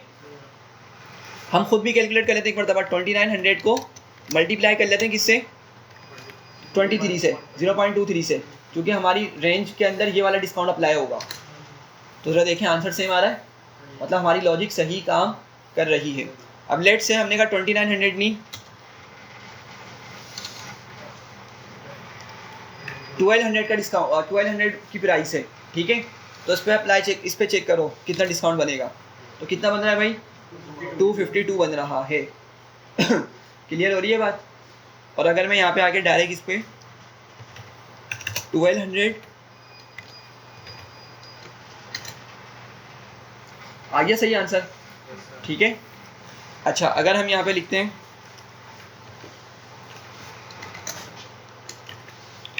कि जो अमाउंट है वो लेट से 4500 की है, तो क्या दिखाएगा, नो डिस्काउंट अवेलेबल, कोई डिस्काउंट अवेलेबल नहीं है। क्लियर हो रही है बात? हाँ भाई जल्दी से बताएं, पक्का? अच्छा ये लैम्डा फंक्शन हो गया। ज़रा जल्दी से हम इसी का नॉर्मल फंक्शन बनाने जा रहे हैं, नॉर्मल फंक्शन, ठीक है। तो ज़रा बताएं क्या लिखना होगा मुझे। सबसे पहले डेफ फंक्शन का नाम हम यहाँ पे लिखते हैं, लेट से चेक डिस्काउंट का वेरिएबल फंक्शन नाम बना देते हैं, फंक्शन नेम बना देते हैं, ठीक है। और पैरामीटर में क्या लिखना है वो मुझे, हाँ ए की वैल्यू लिखनी है, ठीक है। तो उसको कुछ भी लिख सकते हैं, लेट से मैं प्राइस ही लिख देता हूँ, ठीक है। अंदर चला गया। अच्छा अब जब फंक्शन ये वाला कॉल होगा तो लाजमी सी बात है इस पर प्राइस भेजी जाएगी, ठीक है। और मुझे सारे डिसीजन उसी प्राइस के बिहाफ पर करवाने हैं, सही है। तो क्या अली मैं लिख सकता हूँ इसको यहाँ पर, इफ़ प्राइस, कंडीशन वही होगी less than, sorry greater than equals to 1 and price less than equals to 1000, कि भाई अगर ये आपके पास कंडीशन हो तो हमने क्या देना है आउटपुट में, हमें कितना डिस्काउंट देना है, ज़ीरो डिस्काउंट देना है। अमाउंट ही क्या होगी, ज़ीरो होगी। तो क्या मैं लिख सकता हूँ यहाँ पे रिटर्न ज़ीरो, क्योंकि मुझे इस नंबर को, इस ज़ीरो को किसी वेरिएबल में सेव करवाना हो सकता है। देखें फंक्शन और मेथड जब भी बनाए जाते हैं ना हमेशा रिटर्न यूज़ किया जाता है, उनमें याद रखिएगा। मतलब उनका आंसर हमें किसी वेरिएबल में सेव करना होता है तो हमें रिटर्न यूज़ करना पड़ता है, इसीलिए प्रिंट हम बहुत रेयरली यूज़ करते हैं, सही है। तो मैंने रिटर्न ज़ीरो करवा दिया। अच्छा भाई अगर ये कंडीशन फॉल्स हो जाती तो क्या करूँगा मैं, एलिफ पर आ जाऊँगा तो क्या लिखूँगा, price greater than equals to 1001 and price less than equals to 2000। अगर इस रेंज में प्राइस लाई करती है तो क्या करो, रिटर्न कर दो किसको, प्राइस टाइम्स 0.21, सही है। अब अगर आप लोग बोल रहे हैं भाई ये बाद में क्यों लिखा, तो भाई पहले लिख लें, कोई मसला नहीं है। 0.21 टाइम्स प्राइस, इस तरह लिख लें, एक ही बात है, कोई मसला नहीं होगा, ठीक है। अच्छा अगर ये भी कंडीशन ट्रू नहीं होती तो कहाँ जाना है हमने,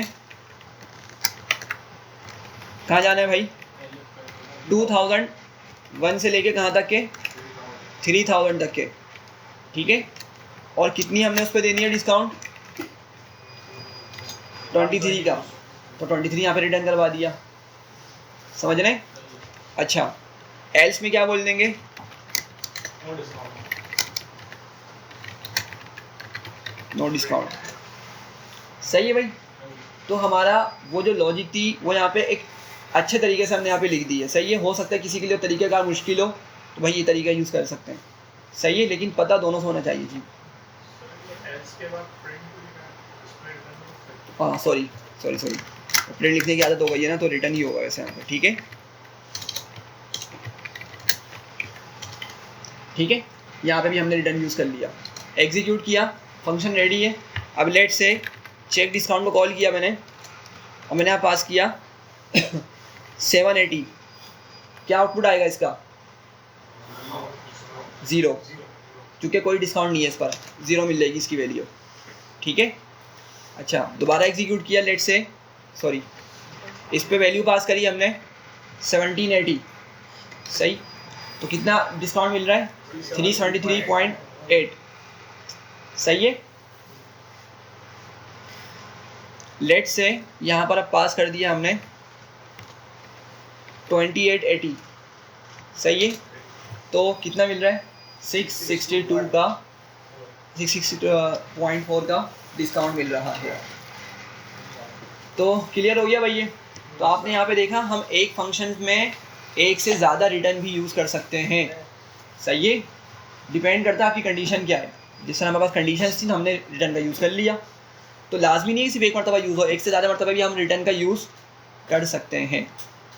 क्लियर है, बढ़ूँ आगे। अच्छा अब जो डिस्कस करें ना उसको थोड़ा जल्दी से समझिएगा, बहुत इंपॉर्टेंट फंक्शन है ये फंक्शंस आपके पास जावास्क्रिप्ट में भी यूज़ होते हैं और बिल्कुल यही कॉन्सेप्ट है इनका, ठीक है। तो पहला फंक्शन उसमें से है हमारे पास मैप फंक्शन।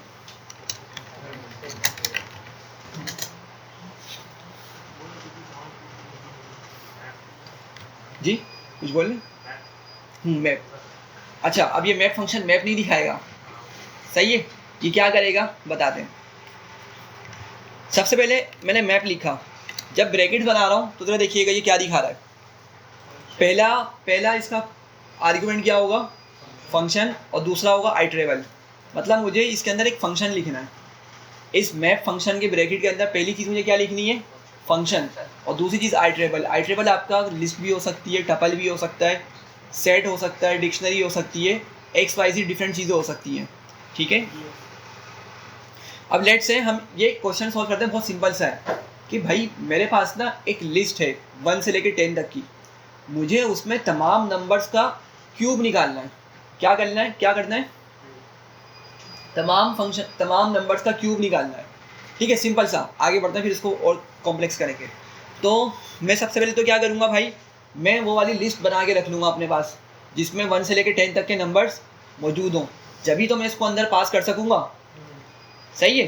तो लेट से मैं यहाँ पे इसको नंबर्स के वेरिएबल में सेव कर लेता हूँ और लिस्ट कॉम्प्रीहेंशन यूज़ करता हूँ मैं यहाँ पे। लिस्ट कॉम्प्रीहेंशन किसी को याद है कि क्या होती थी, किस तरह लिखूँगा मैं, वो तो सही है, लेकिन लिखूँ किस तरीके से, लिस्ट कॉम्प्रीहेंशन बनानी है। हाँ अंदर जाके क्या करेंगे, सबसे पहले फॉर लूप चलाते हैं, ठीक है।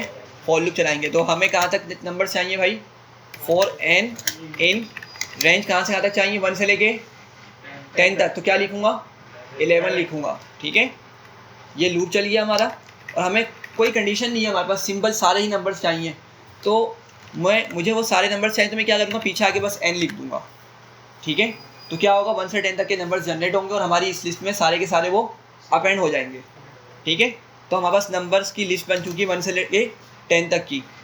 अच्छा मैप पे भी एरर दे रही है, यहाँ पे क्या हो चुका है भाई, 1 से 10 तक की रेडी हो चुकी है लिस्ट, सही है। अच्छा ज़रा यहाँ देखें जल्दी से, अब मैंने यहाँ पर फंक्शन पास करना है। क्या करना है, फंक्शन पहले नंबर पे लिखना है, दूसरे नंबर पे क्या लिखना है, आइटरेबल को लिखना है। मैं यहाँ पर फंक्शन जो लिखूँगा ना वो मेरा नॉर्मल फंक्शन भी हो सकता है और मेरा लैम्डा फंक्शन भी हो सकता है। तो फिलहाल लैम्डा फंक्शन से पहले समझते हैं इसको, ठीक है। मैंने इसी जगह खड़े होकर क्या किया, लिखा मैंने लैम्डा, ठीक है, लैम्डा। और अब आप मुझे बताएं, इसको देखें ज़रा समझें जल्दी से। लेमडा के बाद हमने डिसाइड करना होता है कि वेरिएबल हमारा कौन सा होने वाला है और कितने होने वाले हैं। वेरिएबल कितने हमने यहाँ पे लिखने हैं, तो कितने वेरिएबल होने चाहिए यहाँ पे, कितने लिखूँ मैं वेरिएबल, 10 20, 2 वेरिएबल या 1 या 3 5, कितने, देखें समझें देखें। आइटरेबल हमारे पास यहाँ पे पास करना है, हमने देखा था सेकंड नंबर पे हमने क्या पास करना है भाई, आइटरेबल पास करना है। ठीक है, ये आइटरेबल लिखा हुआ है कॉमा के बाद, मैंने आइटरेबल लिख दिया और वो मेरा क्या है, आइटरेबल नंबर्स हैं। अब बात समझिएगा, इस नंबर्स के अंदर कहाँ से कहाँ तक के नंबर्स हैं, 1 से लेके 10 तक। तो होगा क्या, जब मैं यहाँ पर इस लैम्डा फंक्शन को एग्जीक्यूट करूँगा ना, तो फिनोमेना क्या होगा कि भाई आपका लैम्डा फंक्शन में हमने जो वेरिएबल रखा होगा ना, वो बारी बारी जाएगा उस आइटरेबल में और उसमें से नंबर निकाल कर लेकर आएगा। दोबारा भाई लैम्डा के अंदर क्या फिनोमेना होगा कि हमने जो भी वेरिएबल रखा होगा ना, वो वेरिएबल जाएगा बारी बारी उस आइटरेबल में और नंबर निकाल कर आएगा बारी बारी। पहली मरतबा जाएगा तो क्या लेकर आएगा, 1, दूसरी मरतबा जाएगा तो क्या लेकर आएगा, 2 एंड सो ऑन। तो सोच के बताएं कितने वेरिएबल की नीड है, मुझे एक ही वेरिएबल की नीड है ना। ऐसा तो नहीं कि मुझे एक ही झटके में सारे के सारे नंबर 10 के 10 उठा के लाने, एक एक करके नंबर मुझे लाना है। ठीक है, तो इसीलिए यहाँ पर क्या होगा, एक वेरिएबल होगा। लेट से मैं उसको x बोल देता हूँ या a, कुछ भी बोल सकते हैं नाम। ठीक है यहाँ तक। तो लैम्डा के बाद हमने क्या किया भाई, वेरिएबल भी डिसाइड कर लिया, लगा दूँ कॉलन। ठीक है, अब मुझे लॉजिक हैंडल करनी है। तो मुझे करना क्या है, ये जो नंबर मुझे मिल रहा है x के अंदर, इसका क्या करना है, क्यूब करना है। एग्जैक्टली, तो x पावर 3 लिख दी। ठीक है, बस ये हमारा कंप्लीट हो गया फंक्शन। इसको एग्जीक्यूट करते हैं और ज़रा आउटपुट देखिएगा क्या दिखा रहा है आउटपुट भाई। ये आपको ना मेमोरी का एड्रेस दिखा रहा है कि भाई इसने रैम में जाकर ये चीज़ बना के रख दी है इस एड्रेस पे। अब हमें इस एड्रेस से तो कोई फ़िलहाल कोई गर्ज नहीं है, तो हम क्या करेंगे, इस एड्रेस से डेटा को देखने के लिए हम टाइप कास्ट कर देंगे किसी भी चीज़ में, लिस्ट में, सेट्स में, टपल में। मैंने इसको फ़िलहाल लिस्ट पर टाइप कास्ट कर दिया। ठीक है, लिस्ट में टाइप कास्ट मैंने इसको कर दिया, तो ज़रा देखें आउटपुट मिली है आपको। 1 का क्यूब क्या हुआ, 1, 2 का क्यूब क्या हुआ, 8, 3 का क्यूब क्या बना, 27, 4 का क्यूब 64 एंड सो ऑन। तो बात समझ आ रही है। हमने क्या किया, मैप फंक्शन की मदद से ना, इसको बोलते हैं वैसे मैपिंग। मैप का पूरा वर्ड है वो क्या है, मैपिंग। मतलब हमने हर नंबर पर, किसी भी आइटरेबल के हर नंबर पर कुछ स्पेसिफिक ऑपरेशन परफॉर्म करवा दिया है।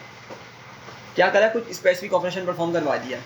ठीक है, ये पॉइंट क्लियर हुआ, ये थोड़ा सा समझ आया इसका पर्पज़ क्या है। तो आपने अगर एफिशिएंटली कोई एक काम करवाना हो, हालांकि वाला काम हम लिस्ट से भी करवा सकते थे, लिस्ट से नहीं, फॉर लूप से भी करवा सकते थे हम। ठीक है, ये वाला काम फॉर लूप की मदद से भी करवा सकते थे, लेकिन हमने क्या किया अपने कोड को सिंपल बना के मैप फंक्शन का यूज़ कर लिया। सही है, एक और इसकी एग्जांपल देखें और अच्छे से क्लियर होगा। लेट से मेरे पास यही नंबर्स की लिस्ट है, यही नंबर्स हैं 1 से लेके 10 तक के नंबर्स हैं। मैं यहाँ पर ना अब एक काम करना चाह रहा हूँ। वो काम क्या है कि भाई मैं चाह रहा हूँ कि जहाँ जहाँ इवन नंबर हो ना, जैसे 2 हो, वहाँ पे मुझे इवन लिखा हुआ मिल जाए। जब जहाँ जहाँ ऑड नंबर्स हो, लाइक 1 है, 3 है, 5 है, वहाँ मुझे क्या मिल जाए, ऑड लिखा हुआ मिल जाए। मतलब मैं एक इस तरह का कोड लिखना चाह रहा हूँ कि भाई एक लिस्ट है, उस लिस्ट में जहाँ जहाँ इवन नंबर्स मिले वो इवन नंबर्स नहीं दिखाए, मुझे क्या बताए, इवन लिखा दे।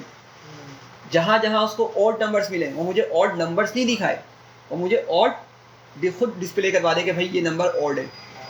ठीक है, तो क्या करना होगा, अगेन मैप फंक्शन का यूज़ करेंगे हम। यहाँ पे मैप यूज़ किया मैंने, और पहली चीज़ क्या पास करनी होगी मुझे, यहाँ पे फंक्शन लिखना होगा मुझे। ठीक है, तो ज़रा बताएं, लैम्डा और वेरिएबल कितने होंगे मेरे, एक वेरिएबल है। ठीक है, लेट से हमने x ही रखा हुआ उसको। ठीक है, और अब बताएं, जब मैंने नंबर उठाया, जब मैंने x के अंदर नंबर उठाया आइटरेबल से, तो क्या मिला x के अंदर, 1 मिलेगा फर्स्ट टाइम। और मुझे क्या करना है, मुझे चेक करना है कि अगर ये इवन है, अगर ये नंबर इवन है तो इवन दिखाओ, अगर ये नंबर ऑड है तो ऑड दिखाओ, कंडीशन लगेगी एग्जैक्टली। तो राइट साइड पे क्या लिखूँ मैं, क्या मैं लिख सकता हूँ if x modulo operator 2 equals to 0, कि भाई अगर जो नंबर तुम उठा रहे हो अगर उसका आंसर 0 के बराबर है तो क्या करो, प्रिंट नहीं बस इवन लिखेंगे, ठीक है, क्या करेंगे बस इवन लिखेंगे, क्या करवा दो इवन लिखवा दो, ठीक है, वरना क्या करो एल्स में ऑड। बस ये हमारा फंक्शन कंप्लीट हो गया। और कॉमा के बाद हमें क्या देना है भाई, आई ट्रेबल बताना है। तो मेरा आई ट्रेबल क्या है, नंबर्स, ठीक है। अगेन हमें क्या दिखा रहा है, ये एड्रेस दिखा रहा है, तो इसको टाइप कास्ट करना पड़ेगा हमें, ठीक है। टाइप कास्ट हम किसी में भी कर सकते हैं, सेट्स में, लिस्ट में, टपल्स में, ठीक है। लेट्स हम टपल में इसको टाइप कास्ट कर देते हैं।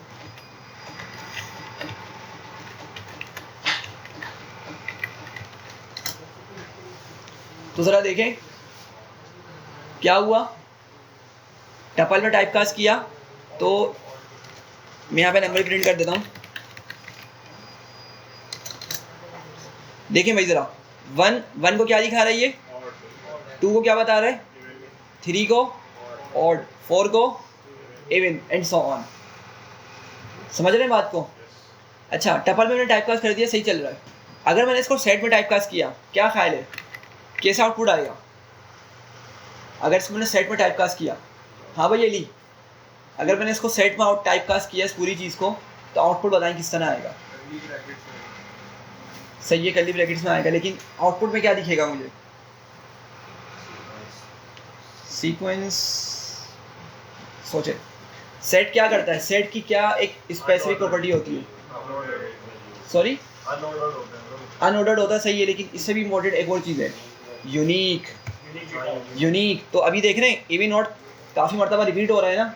अगर मैंने सेट में लगा दिया इसको तो क्या करेगा, सिर्फ 2 दिखाएगा आंसर, इवन और ऑड। समझ रहे हैं बात को। चलें एग्जीक्यूट करते हैं। पहले आ गया इवन और ऑड। दूसरा पॉइंट कि भाई वो कर्ली ब्रैकेट्स में दिखाएगा, पॉइंट सही है, लेकिन चूंकि वो डुप्लीकेट आइटम्स को अलाउ नहीं करता तो इसीलिए क्या करेगा, हमें बस ये 2 ही आंसर दिखाएगा। समझ रहे हैं। तो इसीलिए हम सेट में यूजुअली टाइप कास्ट जब ही करते हैं जब हमें यूनिक नंबर के साथ डील करना हो, यूनिक डाटा के साथ डील करना हो।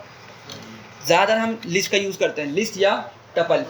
लिस्ट को फ्रीक्वेंटली यूज़ करते हैं क्योंकि लिस्ट ना आपकी म्यूटेबल होती है, हम उसमें कुछ चेंज भी कर सकते हैं, उसमें डुप्लीकेट्स भी अलाउ होते हैं, सब कुछ अलाउ होता है, तो इसलिए हम ना ज़्यादा लिस्ट का यूज़ कर रहे होते हैं।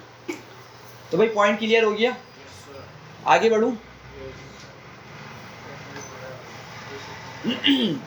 चलें अब ज़रा समझें। अब क्वेश्चन मेरा ये है कि भाई हमने ना अब एक कुछ अलग काम करना है। वो काम क्या है कि मुझे 1 से 10 तक के नंबर्स मेरे पास कहाँ पे सेव हैं, नंबर्स की लिस्ट में सेव हैं।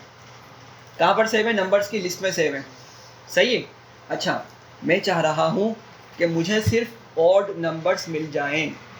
क्या मिल जाए मुझे, सिर्फ ऑड नंबर्स मिल जाए उस लिस्ट में से। सारे नंबर्स नहीं चाहिए मुझे उस लिस्ट में से कुछ स्पेसिफिक कंडीशन के बिहाफ पे डेटा चाहिए।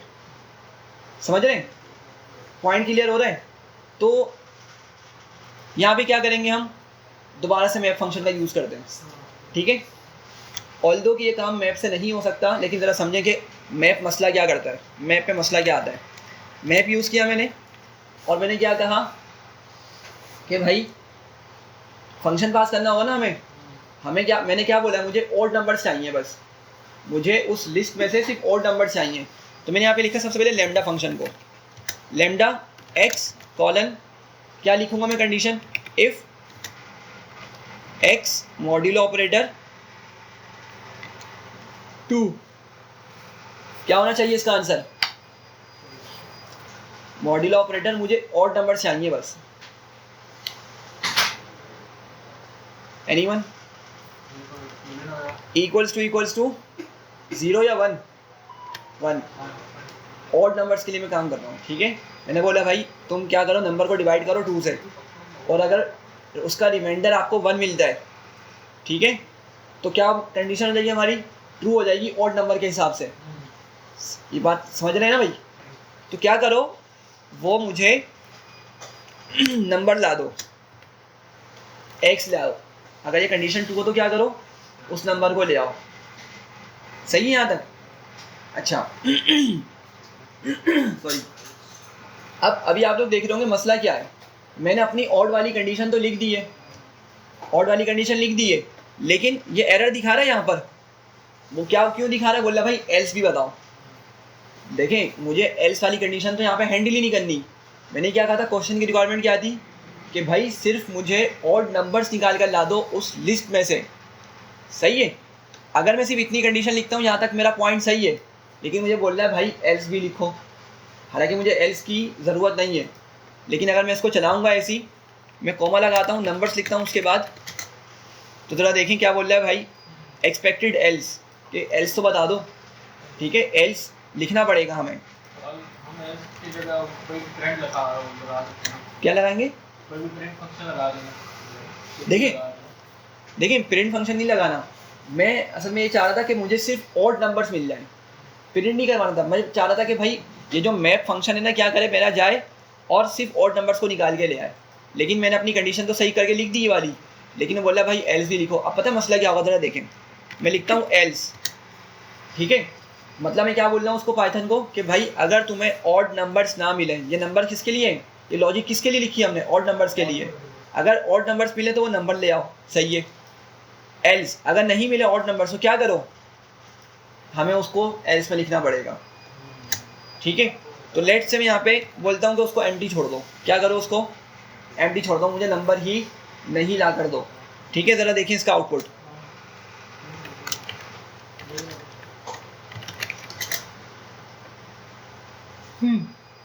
सॉरी। तो भाई देखें, थोड़ा सा ख़राब हो रहा है काम। ये इवन नंबर्स का क्या ला रहा है, एम्प्टी वैल्यू लेकर आ रहा है। ये देखें, इवन नंबर्स का क्या ला रहा है, ये एम्प्टी वैल्यू ला रहा है। हालांकि मुझे इस तरह से डेटा नहीं चाहिए था, मुझे तो सिर्फ ऑड नंबर्स चाहिए थे। तो थोड़ा पॉइंट समझ आ रहा है? एल्स गड़बड़ कर रहा है यहाँ पर, एल्स वाला पार्ट यहाँ पर मसला कर रहा है। लेकिन आपको मालूम है कि अगर एल्स नहीं लिखा तो मैं मैप फंक्शन कम्प्लीटली लिख ही नहीं सकता। क्लियर है बात? अच्छा, अब एक और पॉइंट समझे जल्दी से। इसी चीज़ को ना हमारे पास एक और फ्लेक्सिबिलिटी होती है। लेट से मैं इफ़ और एल्स लिखता ही नहीं हूँ। मैं क्या करता हूँ, मैं इफ़ और एल्स को लिखता ही नहीं हूँ। आपके जो मैप फंक्शन होता है ना, मैप फंक्शन, फिल्टर और रिड्यूस, ये थोड़े से स्मार्ट तरह के फंक्शंस होते हैं। अभी समझ जाएंगे किस तरह से स्मार्ट होते हैं। लेट से मैंने बोला भाई इसको हटाओ, पूरी चीज़ को, इस एल्स को भी हटाओ। मैंने सिर्फ कंडीशन लिखी है कि भाई जो तुम उस आइटरेबल से नंबर उठा रहे हो, अगर उसका आंसर क्या आ जाए, 1 आ जाए, तो यहाँ पे क्या मिलेगा, हमें ट्रू मिलेगा। देखें, इसने उठाया 1, 1 मॉड्यूलो ऑपरेटर 2, आंसर क्या मिलेगा इसका, 1 ही आएगा। ये पॉइंट पता है ना भाई, मैंने शायद बताया भी था लास्ट क्लास में। क्या आंसर आएगा इसका, 1 आएगा। अगर आपका अंदर वाला नंबर छोटा हो बाहर वाले नंबर से, तो आपको अंदर वाला नंबर एज इट इज़ मिल जाता है। ठीक है, तो यहाँ पे क्या मिलेगा मुझे, यहाँ पे ट्रू मिल जाएगा इस पॉइंट पर। ठीक है, तो ज़रा इसका आउटपुट देखें। अब ये क्या कर रहा है, सबको ट्रू फॉल्स करके लेकर आ रहा है। मतलब ये वाला पार्ट भी मेरा मैप के अंदर काम नहीं कर रहा। तो पॉइंट समझ आ रहा है कि मसला क्या है कि हमें जब किसी लिस्ट से या किसी भी टपल से किसी स्पेसिफिक कंडीशन पर डेटा निकालना हो, ठीक है, और ये हम करते हैं, बहुत फ्रीक्वेंटली कर रहे होते हैं पांडास के अंदर। जब डेटा के साथ हम खेल रहे होते हैं ना, डेटा मैनिपुलेशन कर रहे होते हैं, तो हम कंडीशन के बिहाफ पे किसी स्पेसिफिक डेटा को लेकर आ रहे होते हैं। सही है, और इसका मैप का और फिल्टर का आपको यूज़ वहीं पे अच्छे से क्लियर हो पाएगा। लेकिन यहाँ समझें कि कितने इंपॉर्टेंट फंक्शन है। तो मैप भाई समझ रहे हैं आप लोग, मैप ये वाला काम नहीं कर रहा, मैप ये वाला काम नहीं कर रहा, तो फिर कौन करेगा, ये वाला काम करेगा फिल्टर। कौन सा फंक्शन करेगा, फिल्टर।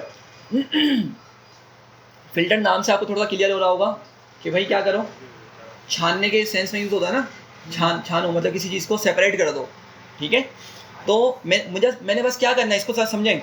हमारी ये लॉजिक ना कंप्लीट लिखी हुई है, मैं इसी को कॉपी करता हूँ नीचे, और इस मैप की जगह क्या यूज़ करूँगा भाई, बस फिल्टर का यूज़ करूँगा। अब ज़रा आउटपुट देखें,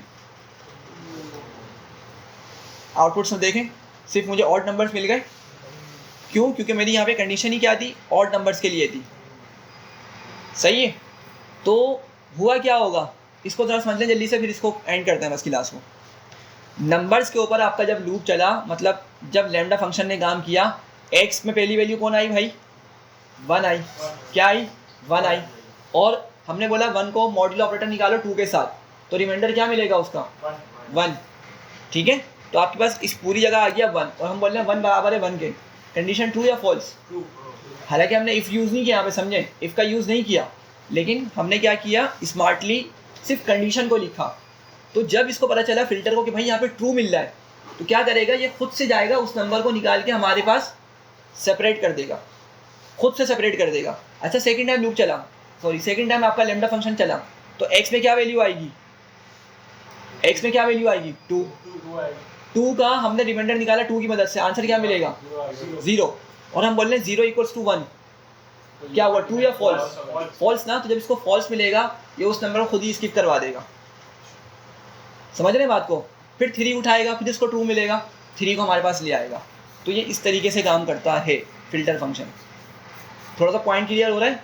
तो याद रखें, हमने जब भी किसी लिस्ट पर ऑपरेशन परफॉर्म करना है और उस लिस्ट से कुछ डेटा निकालना है, कुछ डेटा, ठीक है, स्पेसिफिक कंडीशन के भी यहाँ पे डेटा निकालना है, तो उसके लिए हम क्या यूज़ करते हैं? फिल्टर का यूज़ करते हैं।